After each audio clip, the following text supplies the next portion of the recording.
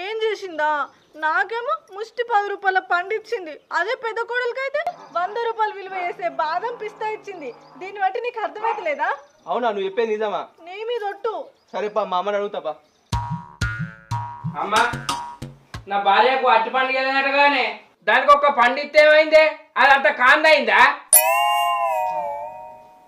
అమ్మా, నా పిల్లానికి బాదం పిస్తే కానీ నా పిల్లానికి 2-3 బాదం పలుకులు ఇస్తేమోనే.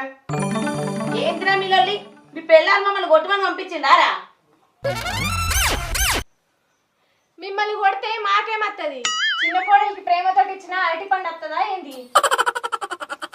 మిమ్మల్ని అంటే మాకేమత్తది? పెద్ద కోడలికి ఇచ్చిన బాదం పిస్తా గిట్లా అత్తయా ఏంది?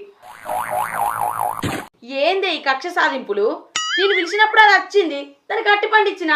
నువ్వు గలవలున్నప్పుడు నువ్వు వచ్చినావు, నీకు బాదం పలుకులు ఇచ్చిన. ఒకళ్ళు ఎక్కువ కాదు, ఒకళ్ళు తక్కువ కాదే, ఇద్దరు సమానమేనే.